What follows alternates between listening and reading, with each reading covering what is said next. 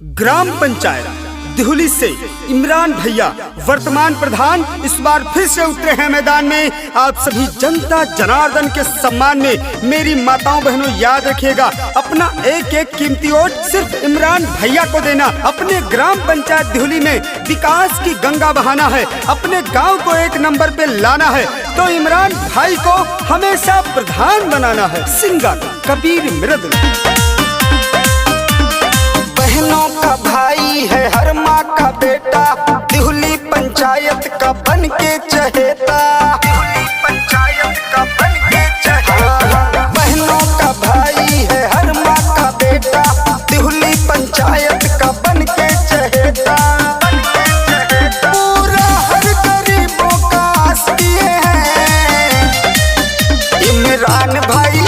इमरान भाई अपने विकास किए हैं। पूरे दिहुली का भैया विकास किए हैं, इमरान भाई अपने विकास किए हैं। हमारे इमरान भाई ग्राम पंचायत दिहुली में तमाम ही विकास के कार्य किए हैं। बाकी जो कार्य बचे हैं उसको आने वाले चुनाव में जरूर पूरा करेंगे। मेरी माताओं बहनों, आपका आशीर्वाद हमेशा मिला है और हमें विश्वास है कि आगे भी मिलेगा। तमाम विकास के कार्य किए हैं, पात्र गरीबों को आवास देने का काम, वृद्धा पेंशन, विधवा पेंशन, विकलांग पेंशन बनवाने का काम किए हैं। मेरी माताओं बहनों याद रखिएगा, शिक्षा को बढ़ावा देने के लिए अपने पंचायत दिहुली में इमरान भैया तमाम काम किए हैं। शिक्षा के लिए लाइब्रेरी की व्यवस्था, हर सरकारी योजनाओं को सबसे पहले अपने दिहुली पंचायत में लाने का काम किए हैं अपने युवा प्रधान भैया इमरान। नाली खड़ंजा आरसीसी लगवाए, सभी गरीबों को आवास दिलवाए। आवास दिलवाए भैया हमेशा है फोने उठाते, बड़े मुसीबत काम सबके आते, दौड़ के हैं आते। सारी जनता इन्हीं पे विश्वास किए हैं। इमरान भैया जम के विकास किए हैं, दिहुली पंचायत का विकास किए हैं। इमरान भाई अपने विकास किए हैं।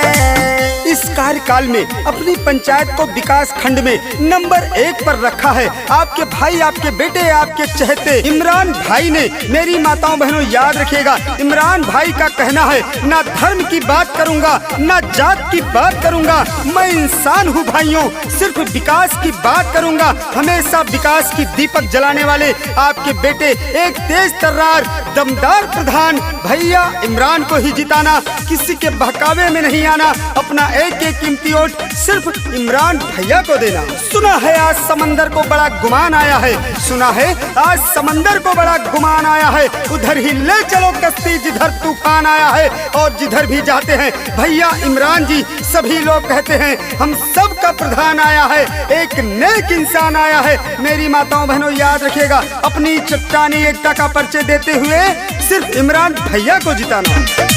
दिहुली पंचायत का है ये रखवाला, इमरान भाई को पहनाएंगे माला, पहनाएंगे माला। दिहुली की जनता से करते ये प्यार है, इमरान भैया जी बड़े दमदार है, प्रधान दमदार है। सारी सुविधा मिल पूरा प्रयास किए हैं इमरान भैया अपने विकास किए हैं। इमरान भाई अपने विकास किए हैं, पूरे दिहुली का भैया विकास किए हैं। बहनों का भाई है हर माँ का बेटा, दिहुली पंचायत का बन के चहेता। दिहुली पंचायत का बन के चहेता। बहनों का भाई है हर माँ का बेटा, दिहुली पंचायत का बन के चहेता।